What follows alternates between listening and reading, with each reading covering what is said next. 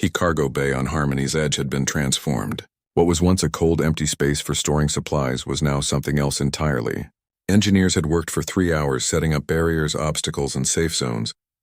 The station's medical team stood ready, though the humans insisted no one would get hurt. "This is the strangest diplomatic resolution I have witnessed in 40 years, Commander Thoris muttered. Kieran's mandibles clicked in what might have been laughter. Strange, perhaps, but effective. The children stood in the center of the bay, finally free from the energy barriers. They wore their colorful vests and protective goggles. Their paintball markers had been returned to them, checked thoroughly by Crimson Talon warriors who still couldn't quite believe these were toys. Facing them were 4 Crimson Talon warriors, each 3 meters tall and covered in feathers that could cut like knives. They wore protective gear specially made for this occasion. They looked uncomfortable but determined. Haruk stood between the two groups. "The rules have been explained. We will play this human game called paintball. The objective is to mark opponents with paint while avoiding being marked yourself. No one will be harmed. This is recreation, not combat." One of the Crimson Talon warriors, a younger male named Kresh, raised his wing. "War Chief, I still do not understand. Why do humans enjoy pretending to hurt each other?" Minho stepped forward. "We're not pretending to hurt each other. We're playing together. It's fun to chase and be chased. It's exciting to win, but it's also okay to lose. The game ends and then we're all still friends. Friends can shoot at each other." Kresh looked confused. "In games, yeah," Jiwon explained. "My best friend Biol and I play paintball all the time. I've shot her like 100 times. She's still my best friend," Daeun added. "It's like pretend danger. It feels exciting, but nobody really gets hurt. Your body gets to practice running and dodging and aiming, but your mind knows it's safe. That's what makes it fun." The elder Whisper of Stars had stayed to observe. Fascinating. The young humans use controlled simulation to satisfy instincts that once kept their species alive. They feel the thrill of the hunt without actual danger. Brilliant adaptation. Admiral Minseo and several other human parents had been allowed on the station. They stood behind protective barriers, watching nervously. Kiwon, Jiwon's father, gripped the railing tightly. "I can't believe we're letting them do this," he said. "After everything they've been through." Captain Donghyun stood beside him. "Your daughter suggested it. She wants to turn an enemy into a friend. That takes courage most adults don't have. She's 8 years old. She should be playing with dolls, not conducting diplomatic negotiations." "She's doing both," Sujin said quietly. "That's what makes her amazing. What makes all of them amazing." The game began. At first, the Crimson Talon warriors moved cautiously, treating it like a military exercise. They used cover efficiently. They communicated with tactical precision. They were good, but the children were better. Not because they were trained warriors, but because they knew how to play. They took risks the Crimson Talon wouldn't take. They laughed when they got hit. They cheered when they made a good shot. They treated the entire thing like the game it was supposed to be. "Got you," Sanho yelled when his paintball splattered across Kresh's chest armor. Kresh looked down at the paint. His feathers ruffled. For a moment, everyone tensed. Then slowly, Kresh's beak opened in what might have been a smile. "You are quick, small human," he said. "Impressive, thanks. You're really good at hiding." Something changed after that. The Crimson Talon warriors began to relax. They started to understand. This wasn't about winning or losing. It wasn't about honor or shame. It was about the experience itself. Yejin snuck up behind a warrior twice her size and landed a perfect shot on his back. The warrior spun around, saw the tiny child, and started making a sound that translator software struggled to interpret. After a moment, Kieran realized the warrior was laughing. "She got me." "The little one got me," the warrior announced proudly. Minho and Kresh ended up on the same team for the second round. They had to work together to defend a position from the others. At first, they communicated through awkward hand signals, but soon Minho was calling out directions and Kresh was following them naturally. "Left side. Watch the left side." "I see them, young warrior. I will cover your approach. I'm not a warrior, I'm just a kid." Perhaps humans have no distinction. Perhaps all humans are both. Watching from the observation area, Jiho recorded everything. "This is incredible," he said to Admiral Chaewon. "They're forming bonds through play. In 20 minutes, these children have done more for human-alien relations than our diplomats have done in years." Admiral Chaewon nodded. "Children don't carry the baggage we adults do. They don't see political complications. They just see potential friends. An hour later, all participants were covered in paint and exhausted. They sat together in the middle of the cargo bay, sharing water and snacks. The children chattered excitedly, showing the Crimson Talon warriors their favorite techniques. The warriors listened with genuine interest. "You move in patterns I did not expect," Kresh said to Yuna. "You are small, yet you think many steps ahead." "My dad plays chess with me," Yuna explained. "He says thinking ahead is the most important skill, not just in games but in life. Your father is wise. Yeah, he's pretty cool." Yuna looked up at the observation deck where her father stood. She waved. He waved back, tears running down his face. Haruk approached the group. His proud bearing had returned, but it was different now, softer somehow. "I owe all of you an apology," he said. "Not just for the capture, but for my ignorance. I did not understand your culture. I responded with fear instead of curiosity. I treated play as warfare. I am ashamed." "Don't be," Minho said. "You didn't know.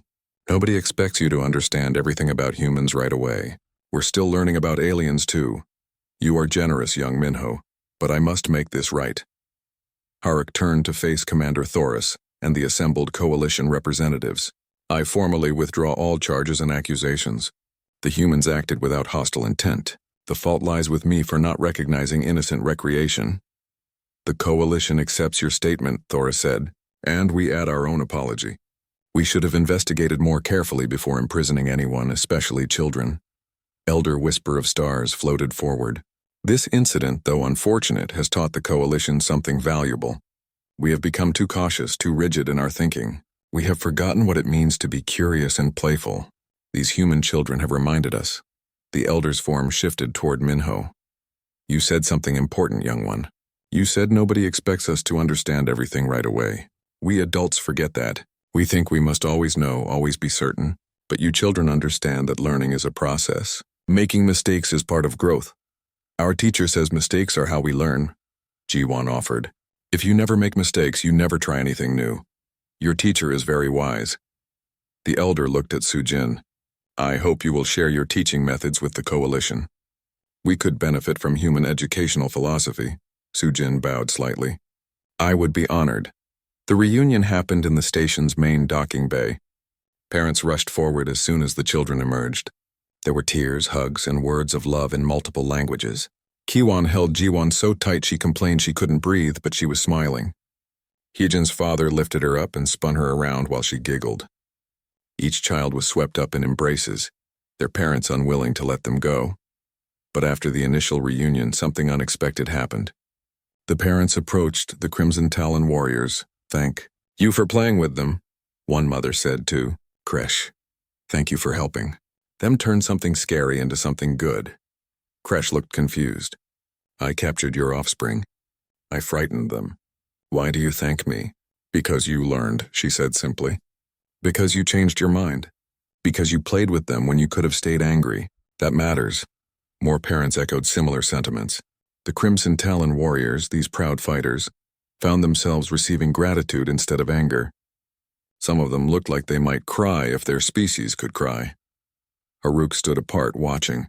Taeyang approached him. "War Chief," Taeyang said, "I know this situation has been difficult for you." "Difficult?" Haruk's feathers rustled. "Commander, I captured children. I treated them as enemies. I traumatized them and their families. There is no honor in what I did." "But there is honor in how you resolved it," Taeyang countered. "You could have stayed rigid. You could have insisted on your original position. Instead, you listened. You learned. You apologized. That takes a different kind of courage. Human courage is strange. You find strength in admitting weakness." "We find strength in truth," Taeyang corrected. "The truth was that this was a misunderstanding. The truth was that those are children, not warriors. You accepted that truth. That's honorable." Minho ran up to them, dragging his father by the hand. "War Chief Haruk." "This is my dad. Dad, this is War Chief Haruk. He's really good at paintball." Minho's father looked at the massive alien who had captured his son. For a moment, Taeyang worried there might be an incident. Then the man extended his hand. The human warships hung in space like steel predators. On the main command ship, Admiral Minseo sat in her captain's chair, her face carved from stone. She was 50 years old, a veteran of 3 border conflicts, and the mother of 3 children herself. Right now, she was not thinking like an admiral. She was thinking like a mother. "Status report," she ordered. 47 civilian vessels have arrived in system, her tactical officer reported. More are incoming. "We're receiving thousands of messages from Earth. Parents, relatives, teachers, friends. Everyone wants to know about the children." Admiral Minseo nodded. She had expected this. When word spread that human children were being held on an alien station, the response was instant and overwhelming. It wasn't political. It wasn't military. It was deeply fundamentally human. "Open a channel to the station," she said. "All frequencies." On Harmony's edge, her voice boomed through every speaker. "This is Admiral Minseo of the Earth Defense Fleet. You are holding 5 human children. Their names are Minho, Jiwon, Hyejin, Daeun, and Sunho. They are someone's sons and daughters. They are students on a school trip. They are innocent. Return them to us now and we can discuss this situation peacefully. Refuse, and you will discover why apex predators protect their young." The transmission ended. Silence filled the station. Commander Thoris looked at the tactical display. 12 warships. 47 civilian ships. More arriving every hour. "This is insane," he muttered. "All of this for 5 children?" "You keep saying that," Kieran observed. "And yet you keep being surprised when humans prove it's true. Perhaps the insane ones are us for not understanding." In the conference room, a new human had arrived. This was Dong Yun, a captain in Earth's Special Operations Forces. He was tall, scarred, and looked like he could tear apart a door with his bare hands. But when he saw the children on the monitor, his hard face softened. "Permission to address the council," he requested. Velzith, still mediating, granted permission. Dong Yun activated a data pad. "I'm going to show you something. These are recordings from Earth's history. Watch carefully." The first video showed a building on fire. A man ran inside while others screamed at him to stop. Moments later, he emerged carrying a small child. The building collapsed behind him. That man was not the child's father, Dong Hyun explained. He was a stranger who saw a child in danger. Another video played. A woman stood between a child and a massive animal. The animal was 3 times her size, but she didn't move. She just stood there protecting the child until help arrived. Not her child either, just a child who needed protection. More videos followed. Teachers shielding students during emergencies. Neighbors forming human chains to rescue children from floods. Strangers diving into rivers to save drowning kids. Over and over, humans putting themselves in danger for children, whether they knew them or not. "This is human nature," Dong Yun said. "We protect children. All children. Not just our own. It's hardwired into our species. We can't turn it off. We don't want to turn it off." Harak watched the videos with his sharp eyes. "These humans risk death for offspring not their own." "Yes," Dong Yun said simply. "Because that's what humans do." Sujin was still with the children, separated only by the energy barrier. She was teaching them a song to keep their spirits up. The aliens watched this through the cameras. A teacher imprisoned separately from her students, still trying to educate them. Still trying to keep them calm and hopeful. "I don't understand humans," Thoris admitted. "Your capacity for violence is matched only by your capacity for compassion. You are predators who protect. Warriors who nurture. How can you be both?" "Because survival isn't just about being strong," Taeyang explained. "It's about being strong together. Our ancestors survived by protecting each other, especially the young. Those who didn't care for the group's children didn't pass on their genes. So now, millions of years later, we're all descended from the humans who would die for any child." A new transmission came through. This one was from one of the civilian ships. A man's face appeared on screen. He was crying. "My name is Kiwon. That's my daughter in there, Jiwon. She's 8 years old. She likes to draw and wants to be an engineer. She's afraid of the dark but brave about everything else. Please, I just want my baby back, please." The transmission cut off, but it was too late. Everyone on the station had seen a father's tears. More transmissions followed. Parents begging, parents demanding, parents threatening, parents pleading, all of them desperate to get their children back. Kieran felt something strange happening inside him. His species didn't have emotions like humans did, but he felt something close to shame. These children had families who loved them. They had people waiting for them. and the coalition had treated them like enemy combatants. I cannot continue to support this action, Kieran announced. These children should be released immediately. The evidence is overwhelming. This was a tragic misunderstanding, nothing more. Several other coalition representatives murmured agreement. The pressure was building from all sides, but Harak remained firm. My honor demands satisfaction. My warrior was shamed. I cannot simply let this go. Then don't, said a small voice. Everyone turned. Mino had stepped forward, pressing his hands against the energy barrier. We want to apologize properly, the 10-year-old boy said. We want to explain what happened and say we're sorry for scaring your warriors. Can we do that? Harak's head tilted. You wish to apologize? We made a mistake, Jiwan added, joining Minho. We should have been more careful. We should have tried to communicate first. We were wrong. One by one, all 5 children came to the barrier, even little Hyejin, who could barely see over the console. We're sorry, they said together. The war chief stared at them. In his culture, warriors never apologized. Admitting fault was weakness. But these were not warriors. These were children, taking responsibility for their actions. You humble me, Harak said quietly. I came seeking justice for my warriors, but I find myself facing children braver than any warrior I have known. Does that mean we can go home? Sunho asked hopefully. Before Haruk could answer, another alert sounded. More ships arriving. But these weren't human. Sensors detect multiple coalition vessels entering the system, a tactical officer reported. 18 ships from various member species. They're broadcasting a message. The message played, We stand with the humans in this matter. Release the children. Commander Thoris looked shocked. Coalition members are taking the human side? Not the human side, Velzith corrected. The children's side. Many species in the coalition have young. Many species understand what humans are feeling right now. They may raise their young differently, but they still love them. This situation has reminded them of that. An elderly alien appeared on another screen. This one looked ancient beyond measure, its form shifting and ethereal. It introduced itself as Elder Whisper of Stars, from a species that had helped found the coalition thousands of years ago. I have been watching this crisis with great interest, the elder said. It reminds me of my own species' history. We too were once predators who evolved through cooperation. We too valued our young above all else. I see in humans what we once were, before we became old and cautious. Elder, Thoris said respectfully, what is your wisdom on this matter? Release the children, the elder said simply. Not because the humans threaten violence, though they surely would. Not because of political pressure, though that exists. Release them because it is right. They are young. They made a mistake. They have apologized. There is no honor in punishing children for being children. The elder's form rippled with colors that suggested ancient sadness. I have lived for 3,000 of your years, Commander Thoris. I have seen species rise and fall. I have watched civilizations bloom and fade.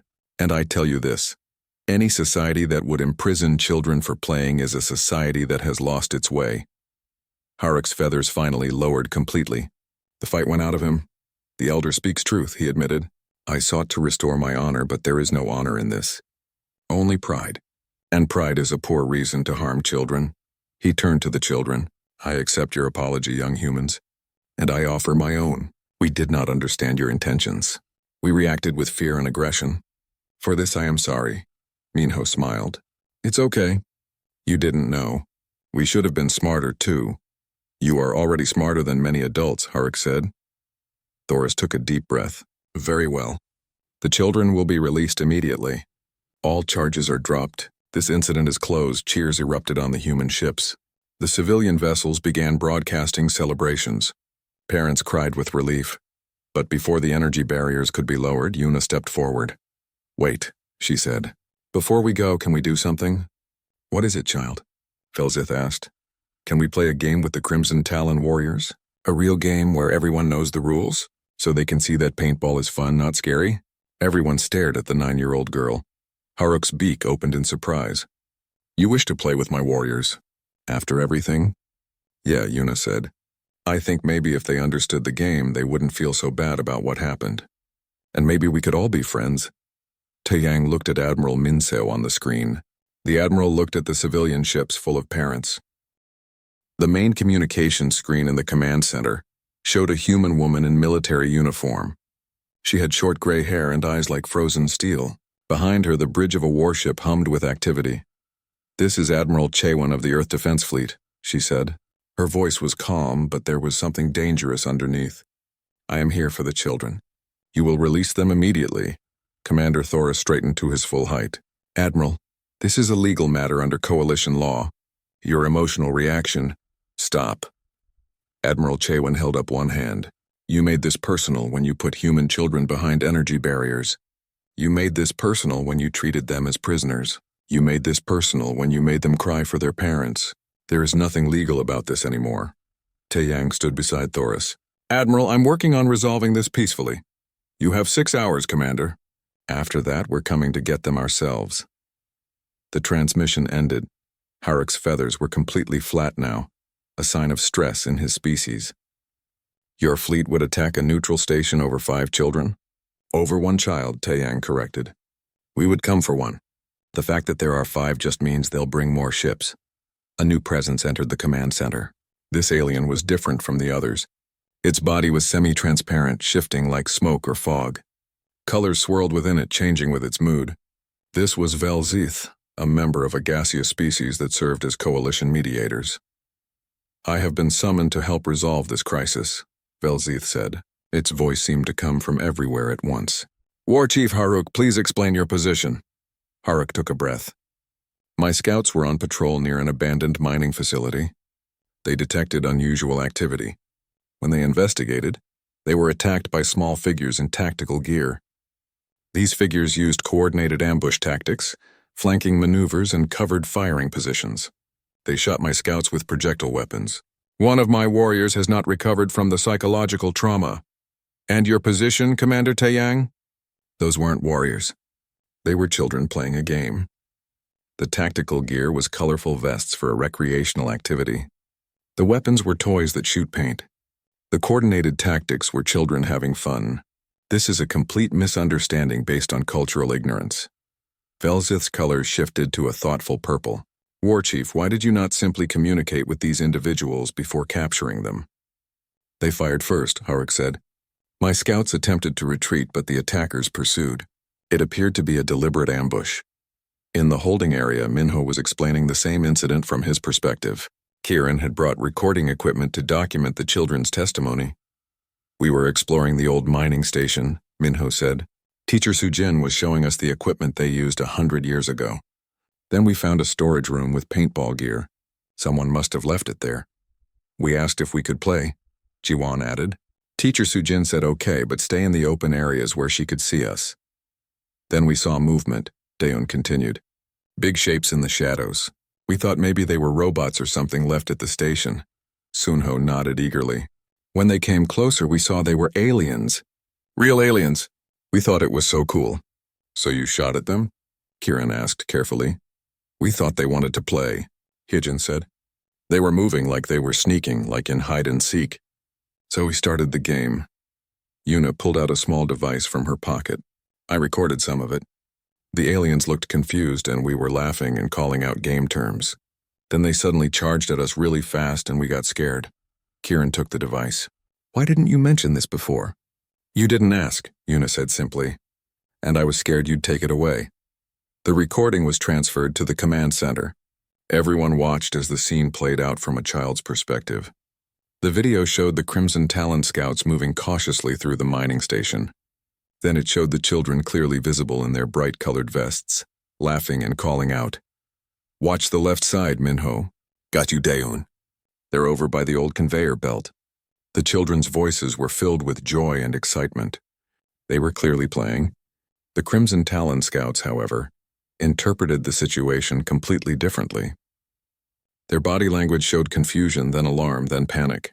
When one child landed a paintball hit on a scout, the others cheered. The scout looked down at the paint splatter on his armor, then at his companions. In Crimson Talon culture, being marked by an enemy was a sign of defeat. "Retreat," one scout had commanded. "We are under attack!" The children, thinking the aliens were playing along, chased after them. "Don't run away, come back. Do you want to be on our team?" Admiral Chewan, watching the recording from her ship, closed her eyes. "They were trying to make friends," she said quietly. Back on the station, Jiho was giving another presentation. This time, a full coalition council had assembled, including representatives from dozens of species. "Let me explain something about human evolution," Jiho said. "Humans are persistence hunters. We hunted by chasing prey for hours or days until they collapsed from exhaustion. To do this, we needed three things: endurance, cooperation, and the ability to read social cues." The screen showed ancient humans hunting. "We learned to work in groups. We learned to communicate. We learned to understand what others were thinking and feeling. These traits made us successful hunters, but they also made us deeply social creatures." "What does this have to do with your children?" asked a slug-like alien representative. "Everything," Jiho replied. "Human children practice these social and physical skills through play. They run to build endurance. They play team games to learn cooperation. They try to understand each other's intentions during games. It's all preparation for adult life, but it's disguised as fun." He pulled up new data. "Watch this video of human children playing tag. See how they predict each other's movements? That's the same cognitive skill our ancestors used to predict where prey would run. Now watch them playing paintball. See the teamwork? That's pack hunting behavior adapted into a game." The aliens watched, fascinated and disturbed in equal measure. "Your children naturally think like hunters," Velzith observed. "All predator species do," Jiho said. "The difference is that humans are honest about it. We don't hide our nature from our children. We teach them to control it, direct it, and use it constructively." A crystalline alien spoke up. "But if your young are this capable, how do we know they won't become dangerous?" Sujin stepped forward. "May I answer that?" She waited for permission, then continued. "Human children are capable, yes. But capability doesn't mean danger. We teach them empathy alongside strength. We teach them cooperation alongside competition. We teach them responsibility alongside freedom." She gestured to the holding area where the children sat. "Look at them. Really look at them." Minho makes sure the younger ones eat first. Jiwon comforts Hyejin when she cries. They share their food. They tell each other stories to stay brave. These aren't soldiers. These are children who have been taught to care for each other. Harik had been silent for a while. Now he spoke.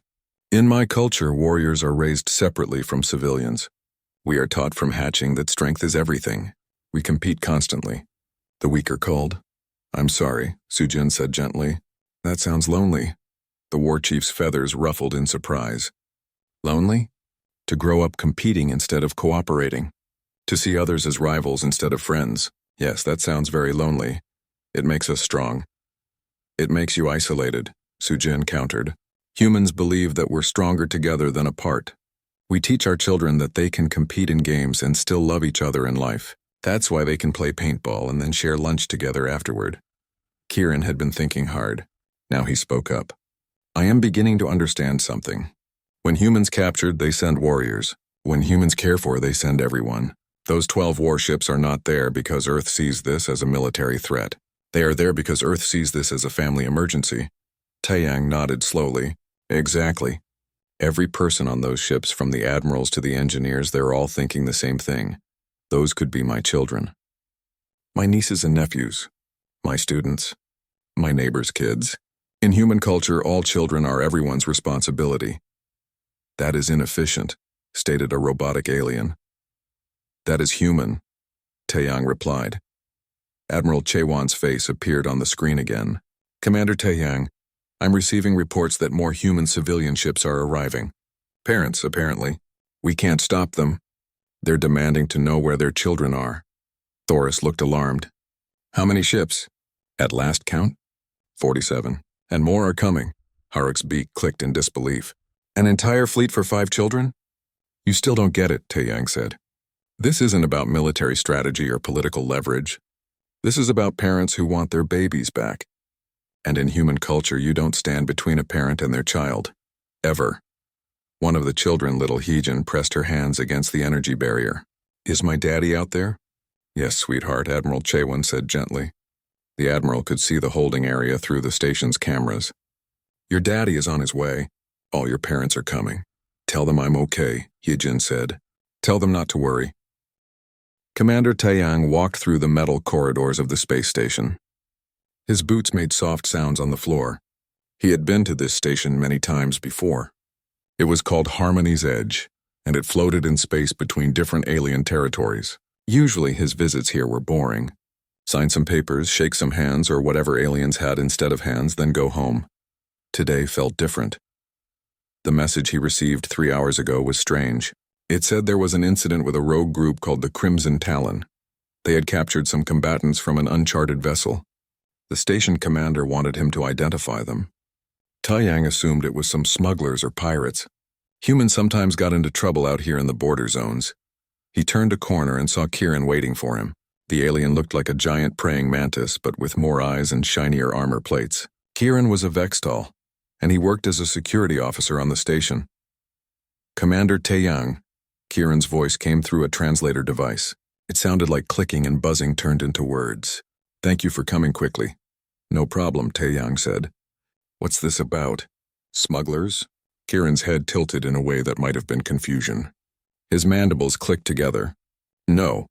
The Crimson Talon claims they encountered hostile forces near the abandoned mining station in Sector 7. They captured several combatants who attacked their scouts. Attacked them? With what? Projectile weapons. Primitive but effective. The Crimson Talon scouts were traumatized by the encounter. Taeyang raised an eyebrow. That was weird. Most humans in this area carried energy weapons, not projectile ones. How many combatants? 5. 5 people scared an entire Crimson Talon scouting party? Kieran's antenna twitched. That is why we need your identification, Commander. The situation is unusual. They walked together toward the detention area. Taeyang noticed more guards than normal. Crimson Talon warriors stood at attention, their feathered bodies tense. They looked like huge birds almost 3 meters tall with razor-sharp beaks and talons.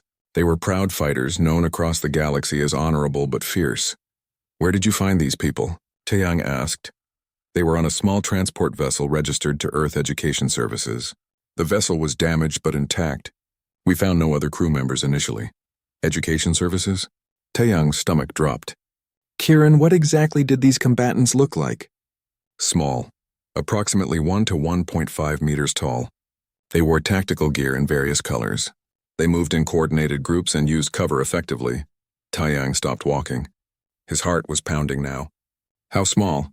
As I said, 1 to 1.5 meters. Why does this matter? Take me to them. Now. Kieran must have heard something in Taeyang's voice because he moved faster. They went through 3 security checkpoints. Each one had more guards. Finally, they reached the detention cells. Energy barriers hummed with power, creating walls of blue light. Taeyang looked through the first barrier and felt his blood turn to ice. 5 children sat huddled together on a bench. 5 human children. The oldest boy, maybe 10 years old, had his arms around the younger ones. A girl with pigtails, around 8, had tear stains on her face, but her chin was up, defiant. The smallest child, a little girl who couldn't be more than 6, clutched a stuffed animal. 2 other children, a boy and a girl, sat close together, holding hands. They were wearing colorful vests. Protective goggles hung around their necks. Paint stains covered their clothes. What have you done? Taeyang whispered. Commander? Kieran moved closer. You recognize them? These are children. Taeyang's voice rose. These are human children. They're babies. Babies? Kieran's mandibles spread wide. But they were armed. They attacked Crimson Talon scouts with coordinated tactics. The older boy in the cell stood up when he heard Taeyang's voice. Are you from Earth? Please, we didn't mean any harm. We thought they were playing with us. Taeyang moved to the energy barrier. I'm Commander Taeyang. I'm human. You're safe now. What are your names? I'm Minho, the oldest boy said. This is Jiwon, Hyejin, Dayun, and Sunho. We were on a school trip. Our teacher got separated from us when those bird aliens grabbed us. A school trip, Taeyang repeated slowly. He turned to Kieran. They were on a field trip. For education. For learning. Yes, they were on an education vessel. That is what I said. No, you don't understand. These are students, children, juveniles. They're not warriors. They're not combatants. They're kids. Kieran's whole body seemed to freeze. But they were armed. With what? Show me what they were carrying. Kieran led him to an evidence room. On a table sat 5 paintball markers. The plastic guns used compressed air to shoot balls of paint. They were toys. Children's toys. Taeyang picked one up. This is not a weapon. This is a game. Children use these for fun. Fun? Kieran's voice went higher. They shot at Crimson Talon scouts. Because they probably thought it was a game. Did you see their gear? These are paintball vests. The goggles are for eye protection. This is how human children play. At that moment, a massive reptilian alien entered the room.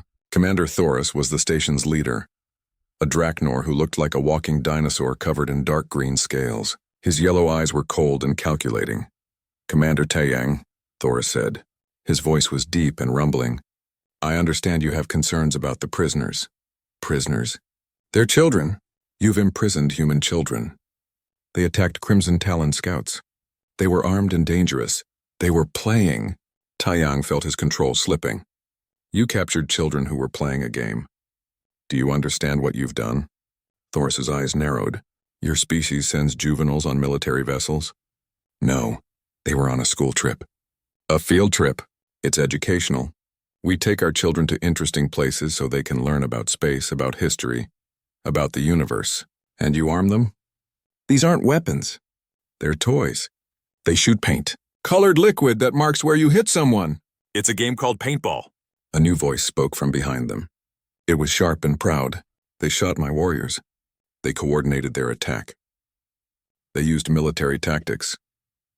Taeyang turned to see War Chief Haruk of the Crimson Talon. The bird-like alien's feathers were ruffled. A sign of agitation.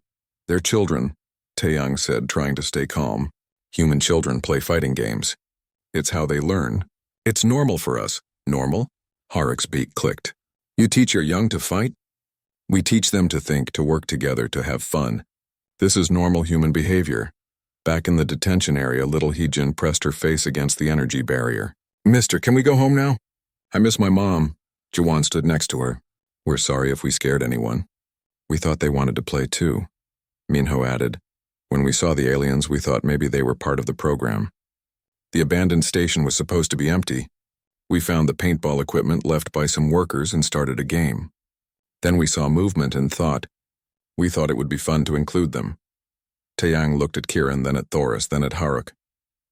"You need to release these children immediately." Haruk's feathers rose. "My warriors were attacked. My honor demands—" "Your honor?" Taeyang stepped forward. "You want to talk about honor? You captured children. Human children. Do you know what's going to happen when Earth finds out?" "Is that a threat?"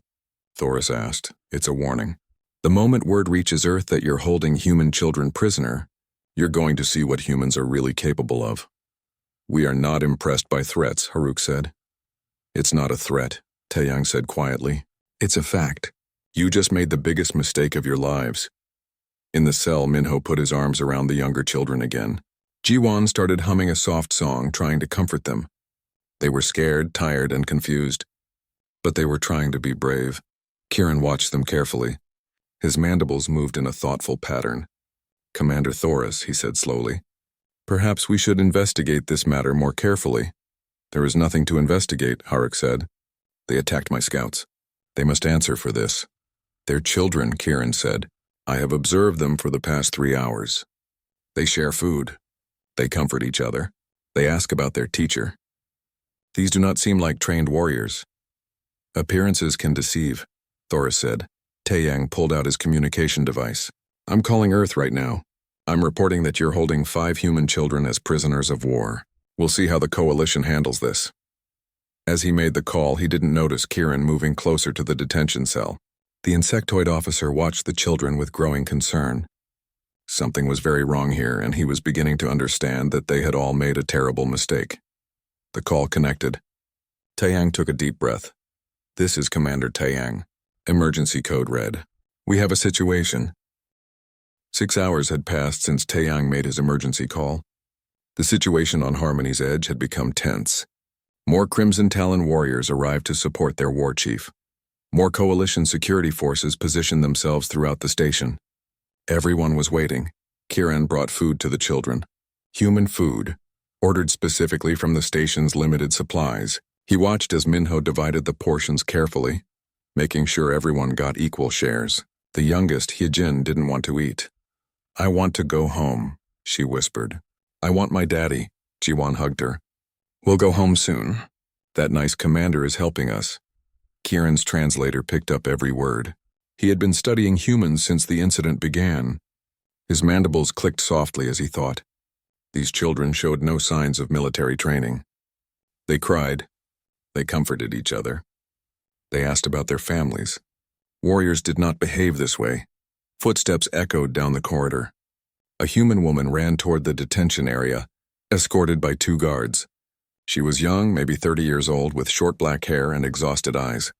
"My students," she cried out. "Where are my students?" Taeyang appeared beside her. "Sujin, calm down. They're safe." The teacher named Sujin pressed against the energy barrier. The children saw her and all rushed forward. "Teacher Sujin!" they shouted together. "Oh, my babies," Sujin's voice broke. Tears ran down her face. "I'm so sorry. I'm so sorry I couldn't protect you. What happened to you?" Minyo asked. "You disappeared during the attack. They separated us," Sujin explained. "When the Crimson Talon boarded our ship, they were so aggressive. I pushed you all into the escape corridor and sealed it. Then they grabbed me and put me in a pod. I've been drifting in space for hours until a patrol found me." Commander Thoris watched this reunion with his cold yellow eyes. "The human claims she is their guardian. I'm their teacher," Sujin said firmly. "I'm responsible for their safety. These children were under my protection." "Your protection failed," Haruk said. He had been standing in the shadows, observing. "Your young attacked my warriors. They're children. They don't understand." They thought it was a game. "A game?" Haruk's feathers ruffled. "My scouts reported coordinated ambush tactics. They used cover. They flanked us. They communicated in tactical patterns." Sujin looked confused. Then understanding dawned on her face. "The paintball equipment. You found the old paintball equipment at the mining station." "Explain this paintball," Thoris demanded. Sujin took a breath. "It's a game. Humans, especially children, play competitive games. Paintball is one of them. You have teams and you try to hit the other team with balls of paint. It teaches teamwork, strategy, physical fitness. It's completely harmless." "Harmless." Haruk stepped forward. "One of my scouts has not spoken since the incident. He is traumatized." "I'm sorry for that," Sujin said. "But you have to understand the children didn't mean to hurt anyone. They saw your scouts and probably thought they were part of some surprise activity. We were exploring an educational site. They've been excited about meeting aliens all week." Kieran spoke up. "I have reviewed the Crimson Talon sensor data. The children's communication patterns were unusual. They used phrases like, 'got you,' 'watch the left side,' and 'nice shot.' These do not sound like military terms. They're game terms," Sujin explained. "That's how children talk during play." Another set of footsteps approached. A human man in formal diplomatic clothing arrived with a data pad. Taeyang introduced him as Jiho, a specialist in alien cultures. "I've prepared a presentation," Jiho said. "With your permission, Commander Thoris, I'd like to explain human childhood development to the Coalition representatives." Thoris nodded slowly. "Proceed." They moved to a conference room. The children were brought along, still behind the energy barrier, but at least they could see what was happening. A large screen activated, showing images and data. "Humans evolved on Earth," Jiho began. "Our planet is classified as a Class 9 death world. It's dangerous with extreme weather, predatory animals, and limited resources. To survive, humans became persistence hunters and social cooperators. The screen showed images of Earth, storms, mountains, oceans, dangerous animals. Human children are born helpless," Jiho continued. "They cannot walk, hunt, or defend themselves for years. But as they grow, they learn through something we call play. Play is how humans practice survival skills in a safe environment." More images appeared. Human children running, jumping, playing games. Young humans engage in what looks like combat, but it's actually social learning. They chase each other. They play hide and seek to practice stealth. They play competitive games to learn strategy and teamwork. It's not violence. It's education. Haruk watched the screen with intense focus. "They train for war through play?" "No," Jiho said patiently. "They learn to think, adapt, and work together. These skills help them survive, but they're not military training.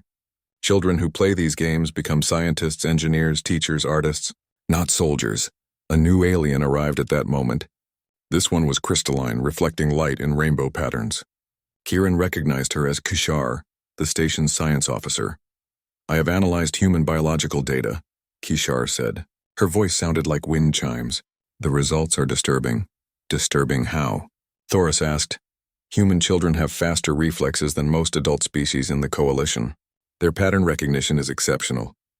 Their ability to learn and adapt is remarkable. Even at young ages, they possess physical capabilities that exceed our expectations. See? Haruk said.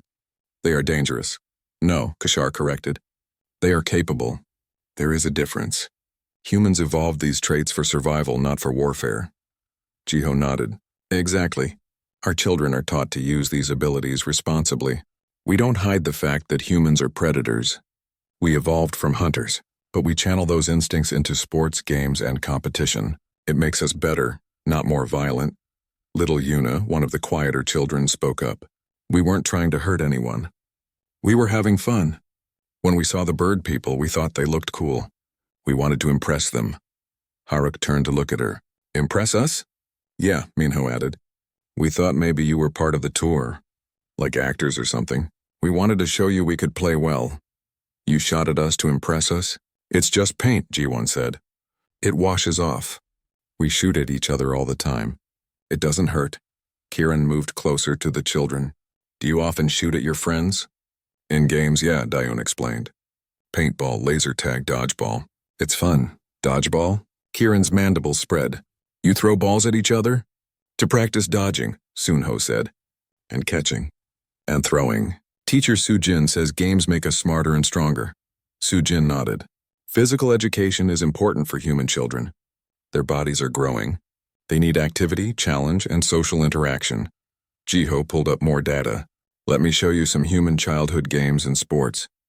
The screen displayed videos of children playing soccer, basketball, swimming, gymnastics, and yes, paintball tournaments. The aliens watched in silence. Young humans running, jumping, competing, laughing. They saw children help each other up after falls.